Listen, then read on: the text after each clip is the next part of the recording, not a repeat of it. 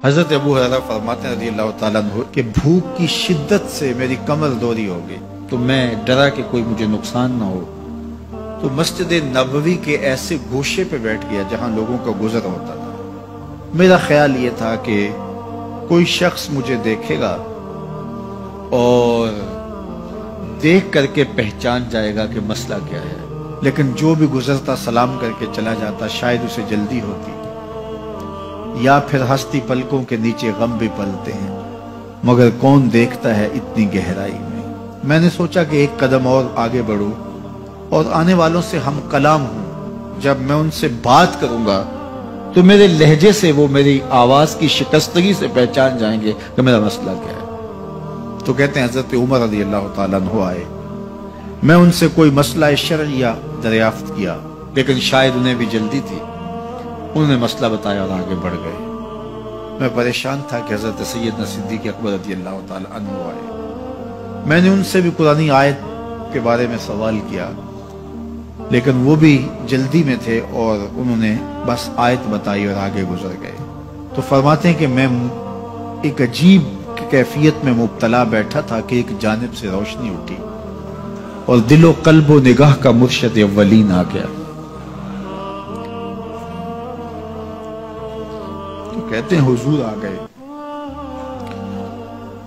تو چونکہ میری عادت بنی ہوئی تھی کہ میں ہر آنے والے سے مسئلہ ہی پوچھ رہا تھا، تو میں نے حضور سے بھی مسئلہ پوچھ لیا۔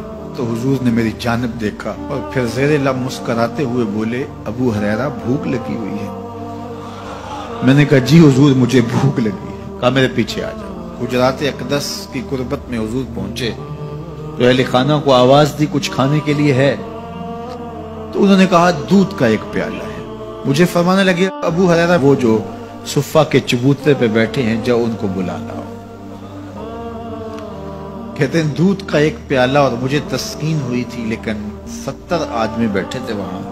خیر حکم تھا، میں بلا لایا، میرے ہاتھ میں دودھ کا پیالہ دیا، کہا ابو ہریرہ دائیں سے شروع ہو جاؤ۔ اب میں ایک شخص کو پیالہ دیا اور دودھ کو دیکھنے لگا، اور وہ سیراب ہو کے گٹا گٹ پینے لگا، اپنی بھوک اور پیاس مٹا چکا، اور میں نے دیکھا کہ ایک قطرہ بھی کم نہیں ہوا۔ میرے اندر جو پہلے وسواس اٹھ رہے تھے اور مجھے جو احساس ہو رہا تھا وہ مٹ گیا۔ پھر میں نے دوسرے کو پیش کیا، اس نے بھی سیراب ہو کے پیا، لیکن دودھ ایک قطرہ بھی کم نہیں ہوا۔ پھر میں نے تیسرے کو دیا، چوتھے کو دیا، 70 آدمی دودھ پی گئے، لیکن دودھ میں سے ایک قطرہ بھی کم نہیں ہوا۔ لگتا تھا رب نے اس دودھ کا تعلق حوض کوثر سے جوڑ دیا۔ تو حضور نے فرمایا ابو ہریرہ؟ میں نے کہا جی حضور۔ فرمایا کون باقی؟ میں نے کہا حضور ایک آپ باقی اور ایک میں باقی۔ تو فرمایا اب تم پیو۔ تو کہا کہ میں نے دودھ پیا اور خوب سیراب ہو کے پیا۔ حضور نے فرمایا اور پیو۔ میں نے اور پیا۔ پھر فرمایا اور پیو۔ میں نے کہا مجھے قسم ہے اس ذات کی جس نے آپ کو حق کے ساتھ مبعوث کیا ہے، میرے میں ایک قطرے کی گنجائش بھی نہیں ہے۔ حضور نے میرے ہاتھ سے دودھ لیا اور خود نوش جان کرتے ہوئے فرمایا ساقی القوم آخرہم شربا، قوم کا جو ساقی ہوتا ہے وہ آخر میں پیتا ہے۔ تو دودھ کا ایک پیالہ 72 لوگوں کے لیے کافی ہو گیا۔ یہ صحیح حدیث کے اندر حضور کا معجزہ موجود ہے، آپ نے بارہا علماء سے سنا۔ لیکن اس تربیتی عمل سے بھی کبھی غافل نہ ہونا کہ 2 جہاں کا سردار ہے اور 71 آدمیوں کا جوٹا نوش جان کر رہا ہے۔ آج جب دولت پھیل رہی ہے، لوگوں کے پاس وسائل زیادہ ہوتے چلے جا رہے ہیں، تو ان کو ایک دوسرے سے گھن آنا شروع ہوتی ہے، برتن الگ ہوتے چلے جاتے ہیں۔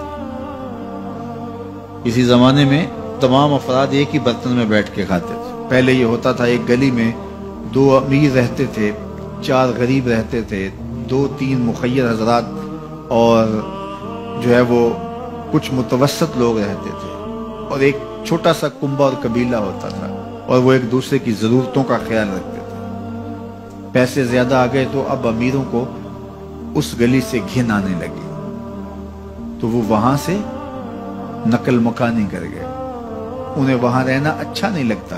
یہ بات ذہن میں رکھیے گا کہ ہمارے دین نے ہمیں ایک دوسرے کے دکھ بانٹنے کی تلقین کی ہے، ایک دوسرے کے قریب ہو کے رہیں اور ان کی ضرورتوں کا خیال رکھیں۔ اپنی استطاعت کے مطابق کسی کی عزت نفس کو نقصان پہنچائے بغیر، شہرت، ریا اور کسی اس طرح کی مرض کو اپنے قریب جو ہے وہ نہ آنے دیں، اور لوگوں کی اس مخفی انداز سے مدد کریں کہ ان کی ضروریات پوری ہوں۔ بلکہ میرے حضور نے ارشاد فرمایا، جس شخص نے صدقہ کیا اور اتنے مخفی انداز میں کیا کہ جو دائیں نے خرچ کیا بائیں کو خبر نہیں ہوئی، جب بائیں کو خبر نہیں ہوئی تو ہمسائے کو خبر کیسے ہوگی؟ لیکن یہاں تو 7 اخباروں میں خبر چھپتی ہے کہ فلاں صاحب نے فلاں غریب کی بیٹی کی شادی کی ہے۔ ذرا سوچ، اگر یہاں تیری بیٹی کھڑی ہوتی تو تیرا روح سخن کیا ہوتا؟ لوگوں کی غربت کا مذاق نہ اڑاؤ، لوگوں کے جذبات سے کھیلو نہ۔ اللہ نے اگر آپ کو کچھ عطا کیا ہے تو پھر لوگوں کی ضرورتوں کو پورا کرو، لیکن ان کے جذبات سے مت کھیلو اور لوگوں کی ضرورتوں کا پورا خیال رکھو۔